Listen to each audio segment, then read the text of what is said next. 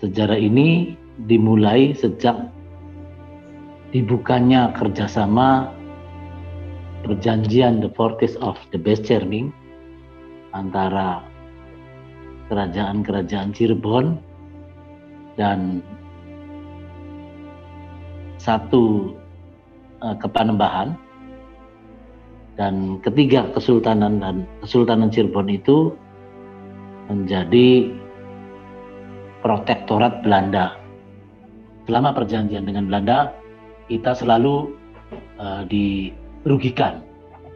Dari Sultan pertama sampai Sultan ketiga, Sultan-Sultan Cirebon itu masih mempelajari kerjasama dengan Belanda.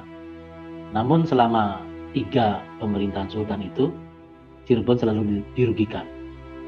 Nah, kemudian Sultan keempat, Sultan Amir Sena Zainuddin atau Sultan Tajul Ashikin Amir Sena Zainuddin itu mulai mengkritisi kebijakan-kebijakan pemerintah kolonial yang semuanya merugikan pemerintah Cirebon.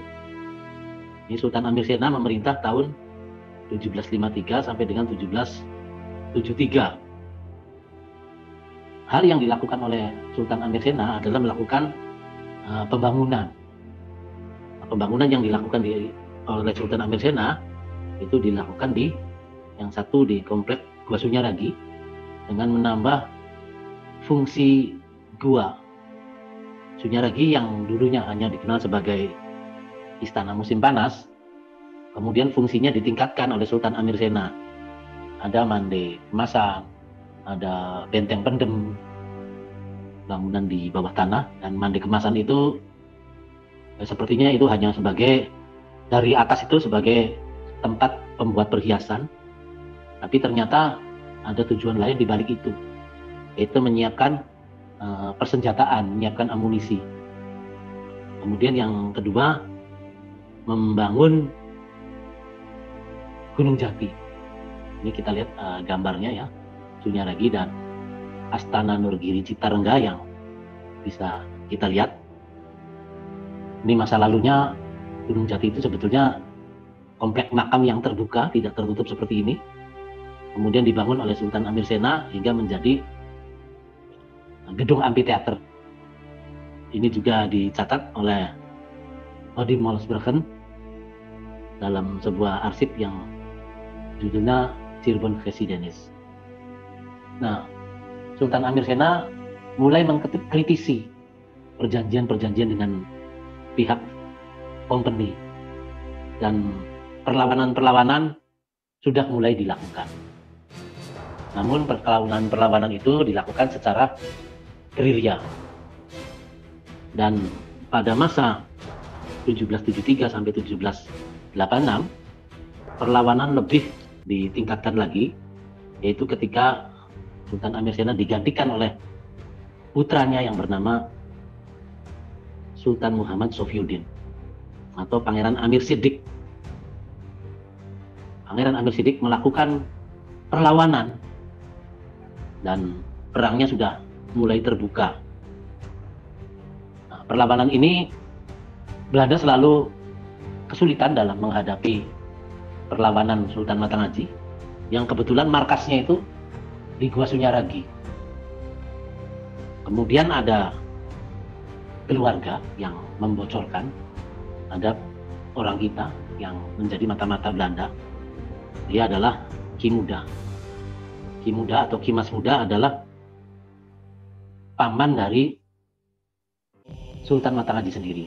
Jadi Sultan Amir Sena itu karena sudah sepuh, nggak punya anak, kemudian disarankan menikah dengan Ratu Kidul atau adiknya Ki Muda, yang kemudian ketika menikah melahirkan Sultan Matanghaji.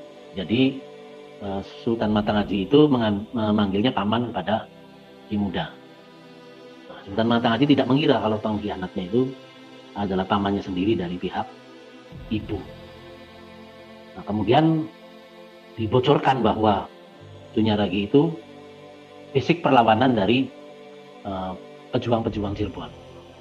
Kemudian karena dibocorkan, akhirnya Sunyaragi itu diserang diserang habis. Dan kalau menurut cerita di Sunyaragi, Sultan Matanghaji itu wafatnya di situ. Namun sebetulnya tidak wafat. Beliau bisa menyelamatkan diri lewat jalan rahasia yang kemarin situsnya itu salah satunya dihancurkan. Kemudian Sultan Matanghaji terus melakukan perlawanan dengan perang gerilya. Sultan Matanghaji memindahkan basis perlawanannya di desa Matanghaji. Di Matanghaji, Sultan Matanghaji mendidik santri, mendidik agama, mendidik bela diri, mengajari mereka untuk bela negara. Dan betul, Belanda tidak bisa menembus benteng di desa Matanghaji. Sebab kalau dari desa Matanghaji, itu pergerakan pasukan Belanda atau siapapun yang menuju ke situ, itu akan terlihat dari atas.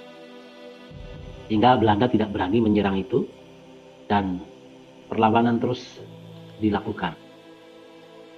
Akhirnya lewat pengkhianat itu, yang bernama Kimas Muda, pihak company meminta berunding. Kemudian Sultan Matanghaji menyanggupi usulan berunding company dan kembali Belanda berkhianat.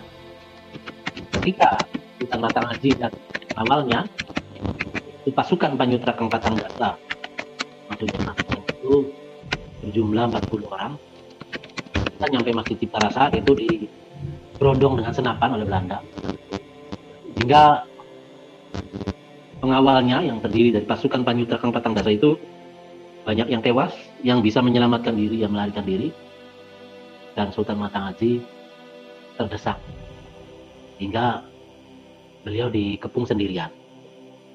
Dan di situ Matanghaji itu jelas tahu bahwa pamannya itu betul-betul berkhianat. Dan sebelum dieksekusi di arah Pamungkur, di Kesepuan itu ada bagian belakang namanya Pamungkur, Sultan Matanghaji minta sholat sunnah sambil menunggu isyarat dari Gusti Allah apa dia bisa melanjutkan perjuangannya atau perjuangannya sampai di situ. Dan ternyata Sultan Matanghaji mendapat firasat bahwa beliau harus berakhir di situ perjuangannya. Kemudian Sultan Matanghaji dibawa menuju belakang, tepatnya di pintu Bukir Kawi. Di situ Sultan Matanghaji dieksekusi dan beliau tewas sebagai syuhada. Kemudian beliau disyariatkan secara biasa saja, ya karena di situ keraton itu sudah dikuasai oleh orang Belanda. Tapi kemudian beliau iring-iringan jenazahnya ditahan ketika nyampe di Kanoman. Yang menahan itu adalah putra mahkota Kanoman yang bernama Pangeran Raja Kanoman. Stop, jangan dilanjutkan. Ini jasad siapa? Siapa yang wafat? Ini Sultan Matanghaji wafat. Saya tidak percaya dia wafat. Kalau dia itu seorang raja, maka syariat untuk menyempurnakan jenazahnya dengan prosedur seorang raja.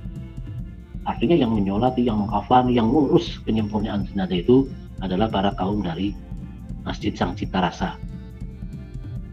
Akhirnya ketika dimandikan di Masjid Kanoman, itu baru ketahuan bahwa Sultan Matanghaji itu tewas dengan dibunuh dengan menggunakan kerisnya sendiri. Ini Sultan Matanghaji, nasib tragisnya tidak sampai di situ saja, tapi beliau juga difitnah. Bisa dilanjut PowerPoint-nya. Sultan Matanghaji difitnah bahwa dia sebetulnya sultan yang gila. Jadi sudah dikhianati, dibunuh, dan ketika wafat dia itu difitnah bahwa dia itu sebetulnya gila. Dan fitnahnya itu ditulis ditulis dalam sebuah buku. Ini ada gambar pintu Ukir Kawi yang sekarang ya. Ini 1 bulan yang lalu saya melihat pintu Ukir Kawi sudah dihancurkan. Padahal itu persis di belakang keraton. Ya, lanjut gambarnya. Padahal itu salah satu pintu yang indah ya, pintu yang berukir indah. Di dalam naskah Babat Mertasinga, di situ ada naskah fitnah. Naskah mengatakan bahwa Sultan Matanaji itu gila. Padahal naskah itu ditulis oleh salah seorang asisten Wedana. Ya walaupun dia berasal dari keluarga Mertasinga. Di situ naskahnya ditulis Sultan Matanaji gila. Padahal naskahnya itu judulnya Babat Mertasinga. Jadi seolah-olah orang Mertasinga sendiri yang merupakan adik kandung dari Matanaji itu membenarkan bahwa Matanaji gila. Ini sangat gila ya naskah ini. Naskah yang kalau saya menggolongkan ini naskah fitnah. Ya, tolong dilanjut PowerPoint-nya. Ini bisa kita lihat ya. Nah ini Sultan Matanaji sakit gila. Ini dari Keraton Kesepuhan bahasa seperti ini. Ya, mestinya ya tidak begitulah. Ini yang menganggap Sultan Matanaji pahlawan itu ya dari Kanoman, dari Keprabonan, Kecirebonan, dan dari Mertasinga. Dan hanya tadi naskah yang saya sebutkan, naskah Babat Mertasinga, kemudian naskah itu disalin di dalam naskah yang diterbitkan di Kecirebonan. Ini terjemahnya dibantu oleh Dr. Bambang. Ya, ini sebetulnya naskahnya salinan dari naskah yang Babat Mertasinga itu, yang naskah yang mengatakan bahwa Sultan Matanaji itu sakit jiwa. Padahal Sultan Matanaji itu adalah murid Buyut Layaman yang ahli fikir, ahli thoriq. Buyut Layaman itu membimbing Sultan Matanaji itu, yang itu menjadi pembantunya dan Malang itu menjadi gurunya. Beliau dibimbing oleh seorang mursyid yang hebat. Tapi alasan dari pemerintah kolonial itu Sultan Matanaji gila. Nah, ini sejarah petang yang pertama. Dan kemudian yang naik tahta siapa setelah Sultan Matanaji gila? Itu bukan adiknya Pangeran Suryanegara, tapi yang menggantikan adalah Ki Muda. Yang sebetulnya Ki Muda itu adalah yang berkhianat. Sejak saat itu dinasti Sunan Gunung Jati di Keraton Kesepuhan putus. Makanya Sultan Matanaji mengatakan sebelum dieksekusi, besok Kanoman rusak, keratonnya butuh wong. Besok Kesepuhan rusak wongnya butuh keraton. Dan besok yang anak Kebo Muhlim Kandang, Cirebon bakal jadi salib. Ini sejarah petang pertama. Ya, ini satu lagi sejarah petangnya dan penting ya Mbak Kori ya. Mohon saya waktunya ditambah biar jelas ya. Ya, tolong PowerPoint-nya dilanjut. Nah, ini Sultan Matanaji perjuangannya dilanjutkan oleh adiknya. Yang sebetulnya adiknya itu anak dari permaisuri. Dia bernama Pangeran Arya Panengah Abu Hayat Surya Kusuma, atau dalam sandi perjuangannya dikenal dengan nama Pangeran Suryanegara. Ini Pangeran Suryanegara itu berjuang habis-habisan. Ya, tadi ini naskah fitnah, tolong dilanjut. Ini naskah fitnahnya ditulis 1889. Nah ini dia sebagai pegawai pemerintah kolonial Belanda, jabatannya asisten Wedana. Walaupun dia masih keluarga Mertasinga. Jadi seolah-olah naskah itu benar. Mohon dilanjut gitu, PowerPoint-nya. Ya, ini teks naskah fitnahnya bisa disajikan ya. Nah, silakan lanjut. Ya, lanjut. Ini bentuk fitnahnya yang di itu nanti jelas ya, silakan dibaca aja biar kita meningkat waktu. Silakan lanjut. Ini babat petang pertama. Nah, ini babat petang kedua yang makin memperkeruh, makin menambah Cirebon itu jadi bukan cuma petang tapi petang rubat. Silakan lanjut PowerPoint-nya. Mas Yusuf, tolong lanjut PowerPoint-nya. Nah, ini nama-nama putra Sultan Tajul Askin Amir Zainal Zainuddin. Nanti Ini nama-nama ini yang ikut berjuang dalam membantu Pangeran Suryanegara untuk mempertahankan Cirebon agar tidak jatuh ke tangan Belanda. Ini jelas ya nama-namanya. Ini sebetulnya orang-orang yang berhak atas takhta Keraton Kasepuhan. Ya, dilanjut. Yang lebih makin Cirebon itu jadi petang rubat itu pada masa Sultan Sepuh ke-11. Lanjut, Mas.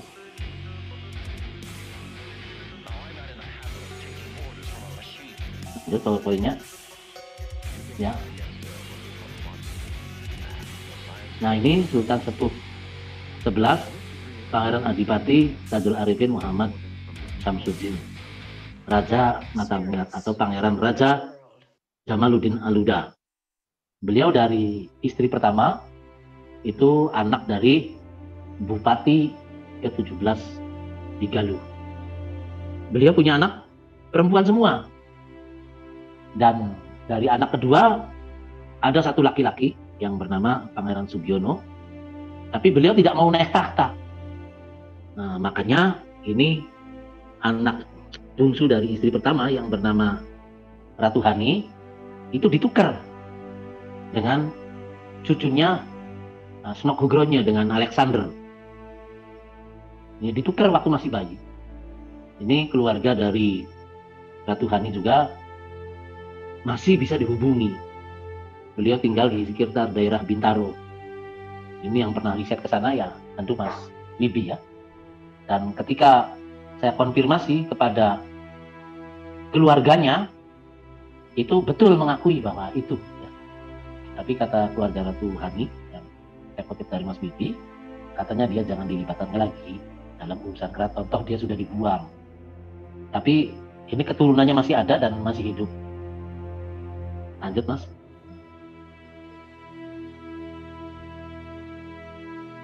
Ya, ini siapa Alexander? Orang bertanya. Orang Cirebon lagi benci-bencinya kepada Belanda. Kok ada sultan yang namanya Alexander? Seperti nama Belanda. Nah, ini silsilahnya. Alexander itu silsilahnya dari Snokhugronya yang menikah dengan Nyai Sangkana dan nanti menurunkan Inah. Inah itu panggilannya, nama aslinya Siti Aminah. Nah, Siti Aminah itu bapaknya di sini saya belum mengetahui, sebab bapaknya itu hanya dikenal keturunan Tionghoa. Tapi siapa namanya itu masih belum diketahui. Dan tapi sepakat bahwa bapak dari Alexander itu orang keturunan Tionghoa. Kemudian Inah dan tadi orang Tionghoa itu nanti melahirkan Alexander. Dan Alexander ini, ya kalau kita lihat ke atas tentu dia cucu dari Snokhugronya. Kita tahu siapa Snokhugronya ya. Ini orang misionaris dari Belanda yang sengaja ya, dia dulu pesantren di Mekah ya, dia sambil nyantri belajar ke ulama-ulama top, bertemu dengan ulama-ulama Nusantara di sana, bahasa Inggrisnya fasih, bahasa Arabnya fasih, dan dia bisa bahasa lokal hingga bisa punya pendekatan dengan para ulama-ulama di sini. Dia juga namanya Abdul Ghaffar ya, nama Islamnya. Nah, ini istri pertamanya Nyai Sangkana. Nah, Alexander ini kemudian nanti menikah dengan Ibu Mintarsi yang keturunan Sumedang. Kemudian menurunkan Sultan Maulana Pakuningrat. Dan Sultan Maulana Pakuningrat itu menurunkan Sultan Arif Nasarudin almarhum. Ini sumber saya peroleh dari satu saksi mata. Yang pertama Pangeran Satriono, yang beliau sudah wafat ya. Beliau cukup sepuh, wafatnya 70 lebih. Beliau adalah orang yang punya data yang bagus, arsipnya sangat hebat, dan data ini saya peroleh dari beliau. Kemudian saya juga peroleh data lain dari Ratu Sofi Juhairiyah. Siapa Ratu Sofi Juhairiyah? Tentu itu sama-sama cucu dari Sultan ke-11, Sultan Muhammad Jamaluddin Hamida. Lanjut sedikit lagi. Ya, ini yang bawah tadi, ya ini Sultan ya 11, dan ini Sultan 11 ini kemudian memungut Alexander. Di tulisan Pangeran Satriono jelas sekali itu Alexander itu disebut sebagai anak pungut. Ini fotonya Alexander yang hitam putih ya, jadi dia seperti nggak kelihatan kulit bulenya. Tapi orang-orang yang hidup pada masa dia menceritakan bahwa Alexander itu orangnya tinggi, berkulit putih bule, dan sangat tampan. Ini kemudian Alexander menurunkan Maulana Pakuniningrat dan Maulana Pakuniningrat menurunkan Sultan Arif Natadiningrat. Ya, ini jelas ya fotonya. Fotonya telat. Ya, silakan dilanjut fotonya. Itu ada nama-nama anaknya, saya nggak begitu jelas melihatnya. Pangeran Satriono, ya. Kemudian Pangeran Upi. Nah, Pangeran Upi ini dari Kacirbonan ya, jadi jalur Sunan Gunung Jatinya ke Kacirbonan. Kemudian dari istri kedua itu muncul juga, nanti ada Ratu Hindun ya, atau Ratu Dolimak Nawiyah, yang kemarin namanya disebut-sebut, yang jadi Polmak. Yang menjadi Polmak itu apa ya, PJS, pejabat sementara. Ini kalau ini kembali ke Elang Upi. Kalau Elang Upi itu bapaknya itu dari Kacirbonan. Jadi anak kemarin juga Elang Upi dan Elang Heri disebut-sebut. Makanya ini kesempatan ini saya sebutkan.